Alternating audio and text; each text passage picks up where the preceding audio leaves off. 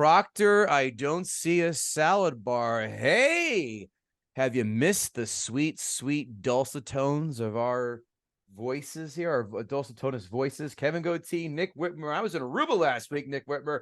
I went 14-9 and got some suntan. Oh, it was great. So for all of our 19 listeners, sorry, I took a week vacation.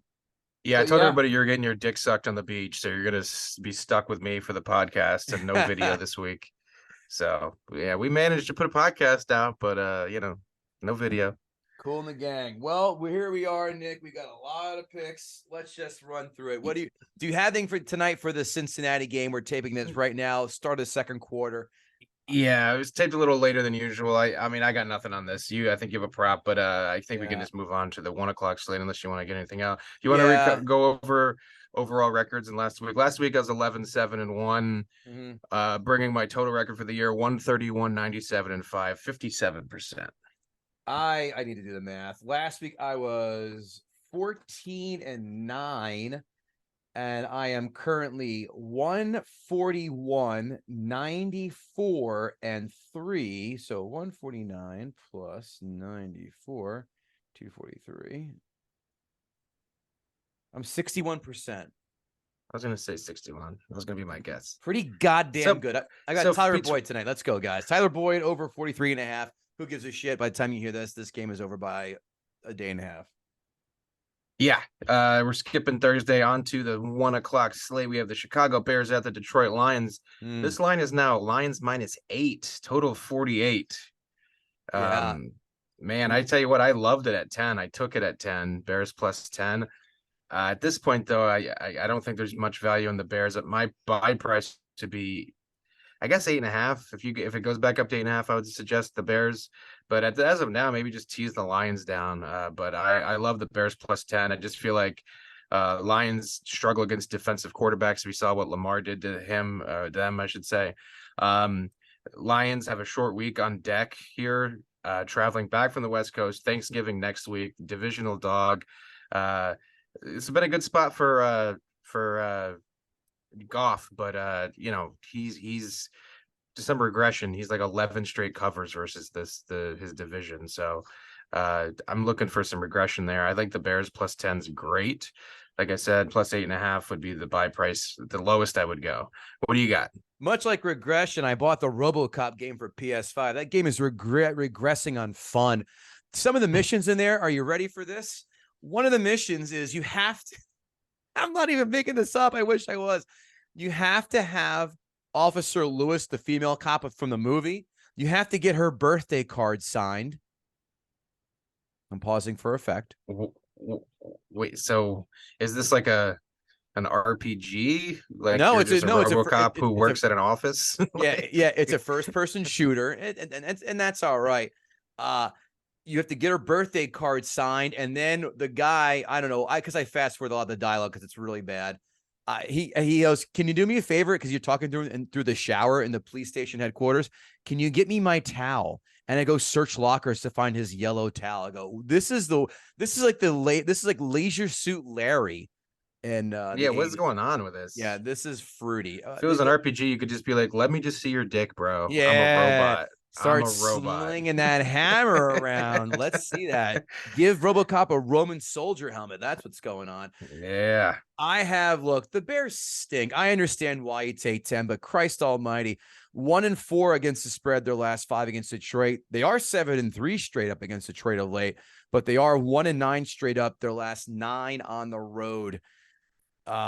Detroit 6-1 against the spread in their last 7. They're 6-1 straight up in the last 7. They're 8-1 against the spread their last 9 at home. I jumped early. I said, I thought it was going to go up, but it did not. It went down. So I teased Detroit at 10 down. I used a 7-point teaser, got them down to 3. And then when they dropped to 9.5, hit them again to -2.5. So I teased the Lions to -3 with the Miami Dolphins -5 and the Lions -2.5 down to that was a 6.5. Yeah, it was a 6.5, I guess.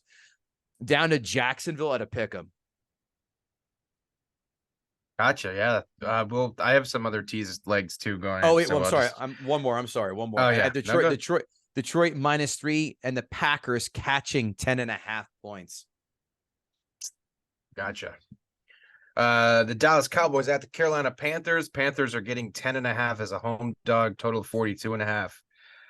Yeah, this is a bad spot for Dallas. This game is smacked between two divisional games. They just had the Giants, now they have the Redskins or the Commandos on Thanksgiving, a short week.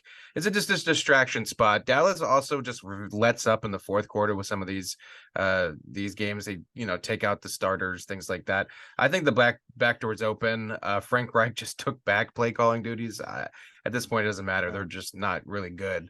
But this is more of a bet on an anti-Dallas spot than it is on Carolina being an effective team. But just a couple weeks ago, this Panthers team somehow beat Houston. So I don't know. Maybe they'll be scrappy here. I just think the value at 10.5 is you got to take it. I would rather sniff ostrich shit like I did down in Aruba with my ATVing. They had a zoo there. Ostrich shit, pretty pungent, despite them being herbivores. No, I have nothing to like about this. I lean Carolina. I don't give a shit. The one bet that Scott from the one podcast, Seidenberg, gives, he loves Carolina every week, but he goes, there's no way I can catch 2.5 against Dallas, who's one of the fast starting teams, despite them when they're on the road, though, not having that strong Dallas defense protecting that first quarter lead. He's like, so I've been taking the Carolina first quarter for the last X weeks since it's been hitting. So I have nothing to do with this game. I could just give two rusty shits about it. The Las Vegas Raiders at the Miami Dolphins. Dolphins are at home laying 13. Wow. 46.5 is the total.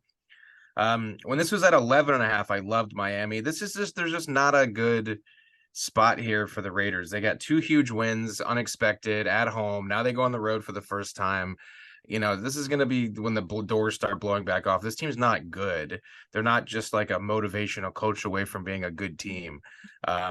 Double-digit favorites this season they're actually kind of killing it. 11-1 straight up, 9-3 against the spread. The fastest start since the best start since 1990. Tua favored by 7 or more, 8-0 straight up, 6-2 against the spread. At 13 and 13.5, I would pass, but I would take it up to 12.5 if it ever gets back down to 12.5. Right now, I'm seeing 13s. So shop if you can. And this is one of those rare matchups where I like the laying the double digits, but I'm taking the under 46.5. I don't know where the points come from on the Raiders side of this game. This game kind of feels like a 28-7 type of game. So I'm taking the under 46.5 as well. Yeah, the Miami Dolphins are like and I hate to say it because I am a fraternity guy back in my day. They're the quintessential fraternity guy who waits to find that drunken freshman come in. You got a keg? You guys are cool. And that's exactly what the Oakland Raiders are this week. They've had their fun. They've won 2 straight. Now they're going to go on the road, which, by the way, on the road, they stink. 1-6 against the spread their last 7 on the road. Vegas, by the way, 1-6-1 their last 8 in Miami. I know that's with a lot of different personnel, but I don't care. As soon as I saw Miami flash, I got it. I teased them when they were at 12. I'm sorry. Was that 12 or 13? I guess I did a 7-point teaser. Anyway, I teased Miami down to -6 for all those reasons. Miami is 5-0 against the spread this year at home. They're 9-3 their last 12 against the spread, 6-3 straight up. There's nothing I like about the Raiders, who have had 2 field-good wins, and Miami's had off the bye after a bad loss in Germany. Had the Chiefs money line. Thank you very much, guys. You're welcome. And there's nothing I like about the Dolphins. I'm sorry, the Raiders. They're just going to sit there. They're going to double team this freshman girl in a closet. They're going to pour beer down her back, and then they're just going to take her bra and hide it and never call her again. That's what's going to happen. This is going to get ugly. I don't know about that over. I mean, I would even take Miami team total over. I got to take a look what that is. That could be a play as well. I think they're just going to come out. Shane's coming back. Get ready for just a heavy dose of bullying. So Miami, they're date rapists. Is that what we're going with? That's the analogy we're using. Yeah, Tua should come out with one of those cashmere sweaters over his shoulders, crisscrossed over his chest. Yeah. Have a friend named Chaz. Put something in Hopkins, or not Hopkins. Jesus Christ, what's the guy's name? Adams. Jesus, Adams. Put something in his drink. Yeah, when you butcher the name 7 times, the joke doesn't work. Funny, huh? On to the Pittsburgh Steelers at the Cleveland Browns, currently favored by 1.5 with a low total of 33. Wow. I bet this early in the week when the Steelers were getting 4, and I was bummed out then that I didn't get the 4.5, and then it just Deshaun Watson out. Now it's down all the way down. Browns favored by 1.5. Yeah, it's one of those things. A rookie quarterback in their first start against Tomlin are 5-28 straight up. And one of those 5 came earlier in the year with CJ Stroud. So I'm thinking it's not going to happen 2 times in one season. Now that it's 1.5, I teased the Steelers with the Rams. So I get the Rams and the Steelers both to 7.5. And I have the Steelers +4. You missed out on that. That's all I can tell you. Sorry. So for now, I would say tease it. So there you go.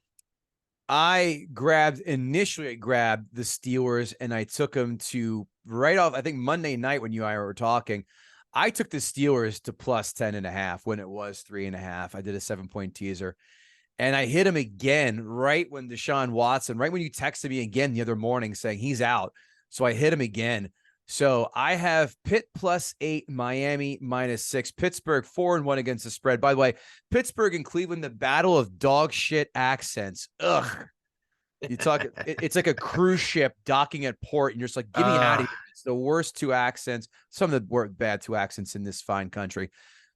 4-1 against the spread for Pitt, 4-1 straight up for Pitt, 4-1 against the spread in their last 5 against Cleveland and straight up against Cleveland.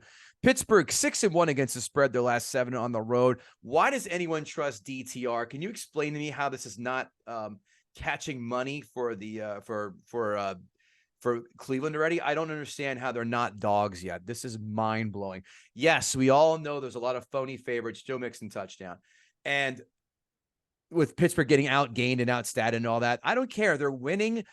I don't care about that either. They're going to cover this game. There is no doubt in my mind. As you said before, as we all said, AFC battles, AFC North battles, 3.5. You're always taking the dog. Well, guess what? Nick and I really put that on steroids. Bang. +10.5, +8 with the Steelers. Yeah, going back to the yardage thing, and we kind of spoke about it via text today. I think this whole thing about the Steelers being outgained and still winning being a thing is I think it's overrated. Like last year with the Vikings, it was more of an egregious example. But this is like 3 times in 5 years this has happened with the Steelers, where they have a really good record, but their stats don't suggest that they're a good on paper team. But this is what they do. Like they know how to win a game, and it's not going out there expecting your offense to score 30 points. They play conservatively on offense, so they give their defense turnover opportunities, but also keeping them off the field as much as they can to rest them. But they're just trying to kick field goals. They're trying to throw 3-yard routes. I mean, look at the style of offense they're playing. So I think it's a little overblown. I love the Steelers this week. Next week, though, I already faded them. Bengals -5 coming off extra rest in Cincinnati. I don't know what that line's going to open at, but if the Steelers win and Cincinnati covers, maybe it'll be 6.5. I don't know. I'm taking you may. I don't know. You may want to wait next week. You may want to wait a second, because when Burrow just threw that touchdown, he took a shot to the hand and he is wincing big time. Oh shit! Wow. Yep, I just saw that right now. Fucking Adam Schefter over here. I'm watching the game. What's the next game in the slate, Nick? We have your New York Giants at the Washington boy. Commandos. Commanders are currently favored by 8.5 at home, with a total of 37. I teased Washington twice down to 2.5, one time with the Rams, the Rams to 7.5, and another time with Minnesota to 8.5.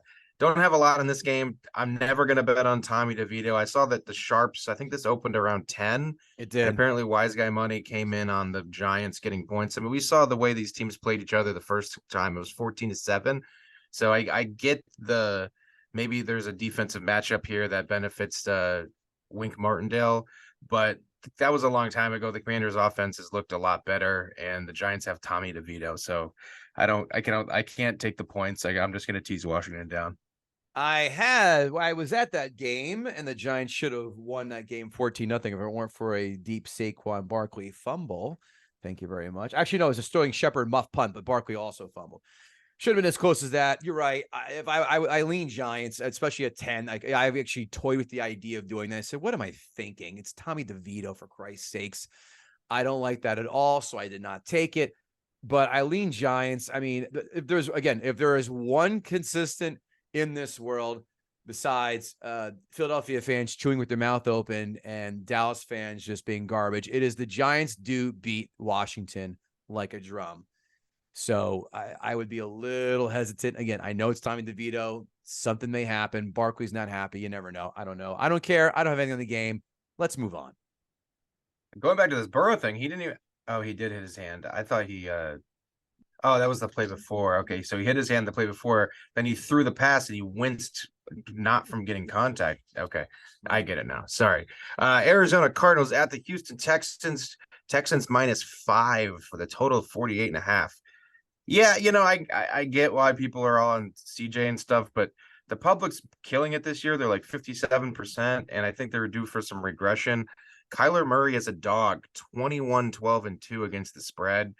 I love the Cardinals here in this spot. I mean, the Texans are a good story, and I'm just not buying that they're just going to keep steamrolling teams. And I think Arizona is very competitive with Kyler, and I just don't see them, the Houston, being able to pull away from this Cardinals team.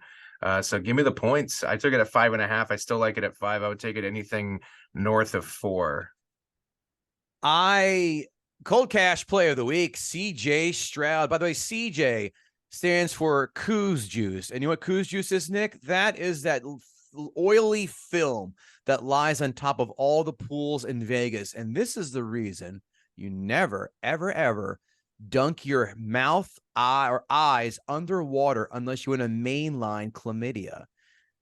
Stroud. Jesus Christ. Yeah. Is that right? Is that right? Yeah, don't put your face underwater in a Vegas pool. That's you can dunk your head like from the back in, but don't ever put your face or go underwater in a Vegas pool. You'll see that layer at the top, flag on the play.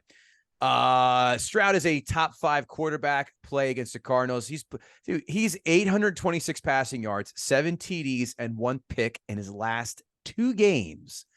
Arizona has allowed the 8th most fantasy points to opposing quarterbacks. 5 teams have scored with 20.3 fantasy points against them this year. By the way, the over has gone hit in Arizona's last 6 of 9. Houston has gone under 4 out of 6. I took the game over 47.5. I don't care. Both Arizona defense stinks. We know Houston can put up points. Now we got Kyler Murray back. All right, we got 1 game as sample size. Is that enough to get my dick hard? No, it is not. And he only put up 23 against Atlanta, who has got an all right defense. But all right, let's see what happens this week. But for me, it was more important like how he looked. He looked fast. He was running. So I'm like, the injury's not a problem.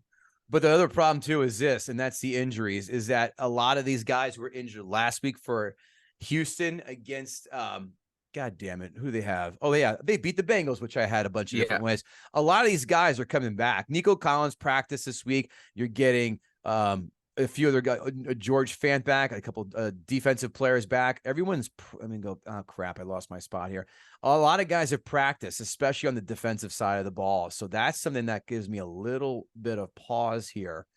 And that's why I'm not as crazy. But like I said, give me, and I already took it, over 47.5 and the Houston team total over 26.5. Burrow going to the locker room, not good.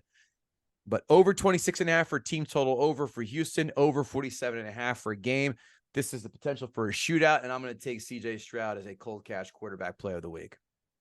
I think I might even toss a little Arizona money line into a underdog parlay as well.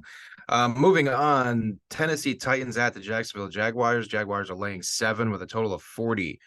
I don't have a lot on this. I mean, Titans just got blown out. Jacksonville just got blown out. Don't really see a huge edge in terms of motivation. It's hard to fade Vrabel, and it's hard to trust the Jags. So I got nothing. Big pass. Really? You're not. Well, okay. I have teased the Jags 1, 2, 3 different ways. I say they come back. And look, Vrabel plays close, but I don't care. Tennessee 1-4 against the spread their last 5. They're 3-13 their last 16 straight up. By the way, Tennessee has not scored more than 16 points in, I forgot what the number was, something like 12 games. They stink offensively. They are 4-1 against the spread against Jacksonville. It's 9-3 straight up. Jags 5-1 against the spread their last 6, and straight up they are 7-3 straight up at their last 10 at home. And like I said, that is exactly what I did. I have teased Jacksonville with down to minus half a point. So just win, baby, with the Vikings, with the Lions, and with I missed one more. God damn. Yeah, that's it. I thought I said 3. I thought I had 3. Excuse me. I guess it's 2 then after all. Yep, that's it. I'm sorry. Jags pick with the Lions. I hit the Lions again with the Jags. That's how much I love the Lions and the Jags this week, just to win pretty much. So 3 teasers, and they're also part of a money line parlay where I have Detroit, Miami, Dallas, San Fran, and the Jags. 5-way money line parlay at plus 133. The Los Angeles Chargers at the Green Bay Packers. Packers are home dogs, getting 3 with a total of 44. Yeah, I got nothing on this at all. I don't even want to watch this game, to be honest with you. Sorry, you said the Charger Packer game, right? Yeah. Yeah, like I said before, I tease it to plus 10.5. Who are the Chargers laying points on the road, especially in a hostile environment where it's not going to be that cold, but it'll be 50 degrees? I don't get it. They're not that good. The Packers almost won. They almost beat your Steelers last week. But here's what I did do. Here are consistencies I'll take all the time now. Chargers in the first quarter. I have them on the money line and in the first half. We all know, with the exception of last Sunday, Nick Whitmer, that Green Bay is an exceptional, a notably slow starting team. Yeah, I know. Jesus. I just don't see them doing it again. I have, like I said, Chargers first quarter money line, Chargers first half money line. And I tease the Packers to plus 10 with the Lions. Surprise. So that's what I have today. I don't expect much. I mean, this game could be 17-13, 17-10 for all I give a shit. And I'll be quite fine with that. On to the 4:00 slate, which there are only 3 games. What are you doing, NFL? You fucking idiots. Yeah, dummies. God, I fucking hate it. Where it's like you can't keep up with the 1:00 games. And then there's 3 4:00 games. Ugh. All right. We have the Tampa Bay Bucks at the San Francisco 49ers. 49ers are favored by 12 with a total of 41.5. Yeah, I got nothing on this. Just 12 isn't a number that gets me excited. Buccaneers are a little scrappy. Yeah, I got nothing. I do. I have the San Fran Niners 14-6 against their spread the last 20, 16-4 straight up. The over is at 4 out of 6 when they played each other, which isn't all that often, but who cares? Tampa's gone under 6 out of their last 7. I don't care. I took the Niners team total over 26.5 points. The Bucs defense, their secondary stinks. They got everyone back on the offense for the Niners. They're at home. I can just see them getting cute. Again, they're also another bully team. That's going to be an easy hit, I think, 26.5. I also have hot trash player of the game, Chris Godwin, $6,000. He has 13 PPR in his last 2 games. He has 12 targets amassed for 6 catches with 70 yards and no touchdowns. He only has 1 touchdown a year. This is akin to spending $26 on a salad at the Ritz. And then, would you like to add protein, sir? Sure. Chicken breast. Well, that's another $15. What? You only spend 41 goddamn dollars on a salad? To what end? This is as bad of a trade as giving up an international arms dealer for Brittany Griner. Yuck. Horrible trade-off. Chris Godwin, no thank you. Yeah, thank you. Clip it. That's a cut. All right. That's gonna be the videogram. New York Jets at the Buffalo Bills. Bills -7 with a total of 39.5. Shop around with the total. I took under 40. I found, I believe it was FanDuel. Yep, I got it. I got it. This is just low scoring game here. You're looking at 13-10, maybe. You're looking. I do lean Jets in the points, but I just don't know at this point. I mean, the Bills are just catching the falling knife, right? They're gonna kill somebody at some point, right? I don't know if this is the game Yeah, I think it'd be prudent to go out there and bet Josh Allen to throw an interception. That's for sure. I mean, he's been airmailing to everybody else. Did you see what he said to Diggs? Diggs goes, "Give me the at halftime." He goes, "Hey man, get me the ball more." And he says, "Yeah, put on the Broncos jersey. I got you." And Diggs was like, "I'm done." So I wonder if the wheels are falling off that magical romance here. But let's look at You completely froze. I don't know if I froze. I had no idea what you're just talking about, but I said, um, oh, and there, wow, what a tip pass. It falls right in their hands. Wow. And there's Aguilar for a touchdown and a flag on the play. No, I was saying that you might want to bet Josh Allen to throw an interception. He's just been oh yeah, airmailing yeah, it. yeah, yeah. Jets have gone under 4 out of their last 5, 11 out of 13 against an AFC opponent. Bills have gone under 5 out of their last 6. And then also when they play each other, Bills under 4 out of their last 5 at home. 40, I know, not the best number to be laying right now, but this game could be 27-3, and you still have plenty of breathing room. Right. The Seattle Seahawks at the Los Angeles Rams. Rams are getting 1 at home with a total of 46. Love the Rams here. Rams off a bye. Rams getting Stafford back. McVay owns Carroll 10-4 against the spread, covering by an average of 5.5 points. 6-0 against the spread the last 6. Week 1, the Rams outgained Seattle 426 to 180, and that was without Cup. I think Seattle's a little fraudulent. Literally their wins this season have been against the Giants, the Panthers, the Cardinals, the Commanders, and then they did beat the Browns and Detroit in overtime. So a lot of frauds on that schedule there. Geno's only averaging 16 points per game versus a Raheem Morris defense. Love the Rams. I teased them. I mentioned it earlier with the Steelers. I also teased them with Washington, teasing the Rams up to getting 7.5 with a 6.5 point teasers. And I like it at 1. I haven't taken it at 1 yet. I'm kind of seeing if the public will come in strong on Seattle on Sunday and if I can get more points. But yeah, I love the Rams. I echo those sentiments. I also have teased the Rams 2 plus 7.5 for everything that you have just said. Who did I pair that with? The San Francisco 49ers to minus 5.5. I think they can win by a touchdown. I mean, Baker could backdoor that. That Niners secondary is suspect. So all I need to do is win by a touchdown, and I can hit that teaser as well. Nice. On to Sunday night, the Minnesota Vikings at the Denver Broncos. Broncos -2, total of 43. I love Denver. I think that the Josh Dobbs story is great and all, and Minnesota is kind of playing out of their mind. It's got to stop at some point. A lot changes going into Denver, going into altitude.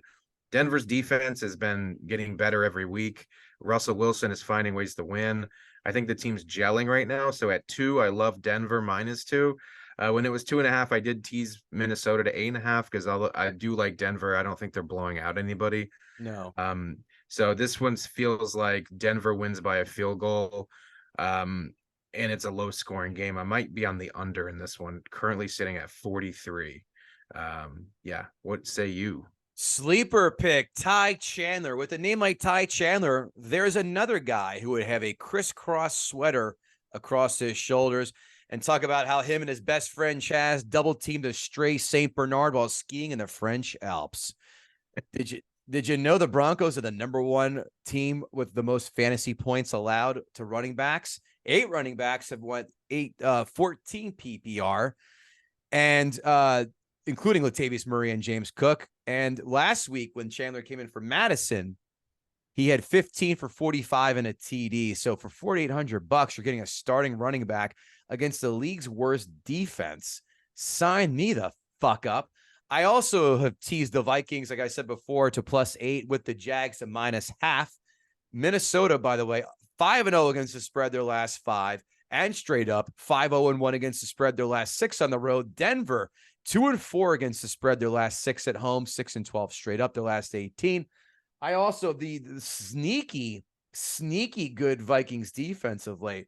They are really firing away. I grabbed the Vikings first quarter under 7.5.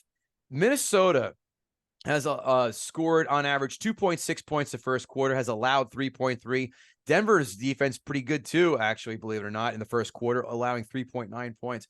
So I took Denver under 7.5 points the first quarter. And like I said, to tease in the +8.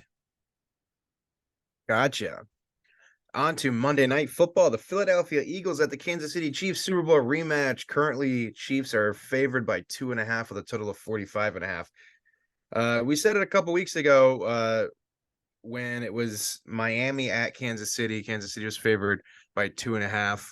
When you're getting Mahomes favored by less than a field goal, you just take it. And then you add on top of that Andy Reid off of a bye. Yeah. I mean, I just don't see how you pass up this position. I mean, I get how you could possibly think the Eagles are a better team. The Chiefs have been sloppy all season. And maybe the Eagles do win this game. Maybe they prove that they are the better team, but I just can't pass up the opportunity to take Patrick Mahomes less than a field goal with Andy Reid off a bye at home on Monday Night Football with Taylor Swift's family in the crowd, with Taylor Swift, all the shit. It's just going to be a Chiefs explosion, right? Yeah, you know, it'd be great if the ultimate heel move would be Jason Kelce appears in the booth. You hear Jim Ross, by God, King, by God, that's Jason Kelce's music. And he just starts grabbing Taylor Swift by the head and they start making out passionately. And then Travis is down there on the 50-yard line, saluting the flag during the national anthem, having to watch that. And the mom's cheering them on. Wouldn't that be hilarious? Yeah, I agree. I for some reason, this game is going to be close. I mean, we know it's going to be close. Although the line's now 3.5. Did you say that, or did you say 3? No, 2.5. It's currently 2.5. It's been bouncing between 2.5 and 3. Yeah, I saw 3 before. Even the 3.5 I saw. I don't know if it flashed. You saw 3.5? I saw 3.5. I go, this is. I checked DraftKings right before we went on, and it was 2.5. Okay, let's see where it's sitting now. That's all fine. Yeah, and well, it's because 2.5 right now in DraftKings. Yep. Okay, I teased Philly to +10 when they opened at +3. I said this is an absolute no-brainer. There's no way. First of all, Casey doesn't blow anybody out, so give me Philly +10. And then I agree with you. I said, but for some reason, I don't know why it was 2.5, and I said, why get cute? Give me Kansas City money line. Let's just do that. So I'm on the money line for Kansas City. For some reason, this game could be like 28-27.